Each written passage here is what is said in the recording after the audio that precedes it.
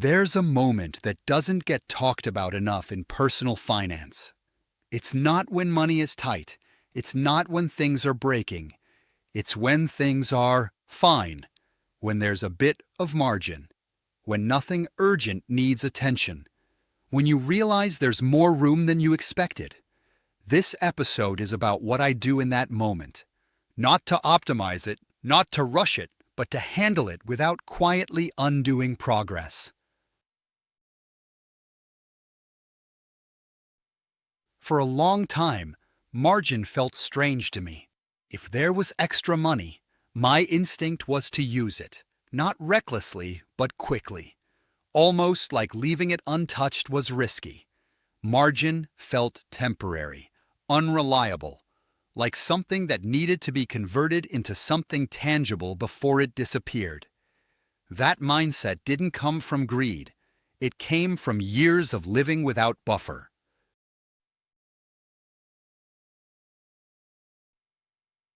Shortage forces discipline.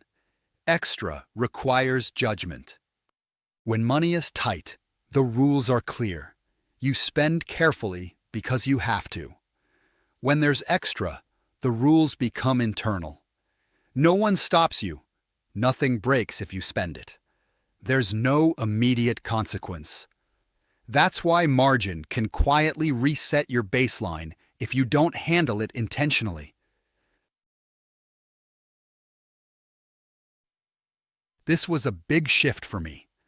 Extra money doesn't automatically mean lifestyle upgrades, new commitments, permanent changes. It just means extra, temporary, situational, not yet assigned. I don't ask, what can this buy? I ask, what does this change? And most of the time, the answer is nothing yet.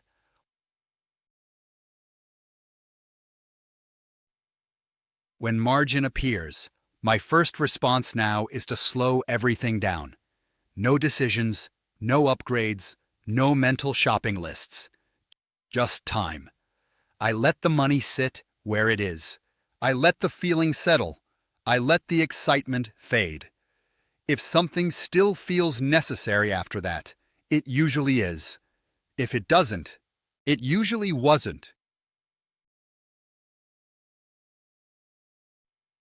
This is where faith quietly shapes my posture. Margin isn't something I rush to control. It's something I acknowledge. Gratitude comes first, not action. Not because I'm afraid to spend, but because I want to receive provision without immediately turning it into pressure. Gratitude slows the moment down and keeps fear out of the decision. I don't upgrade recurring expenses, lock myself into higher monthly commitments, treat one good month as a new normal.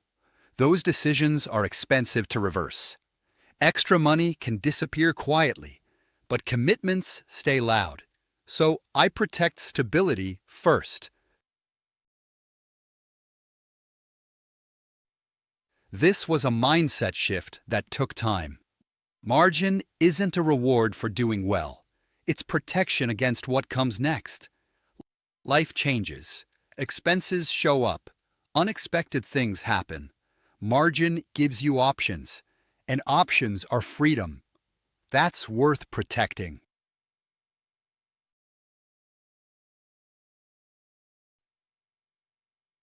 If you're in a season where things are covered, stress is lower, money feels a bit looser than usual, there's nothing you need to rush to decide.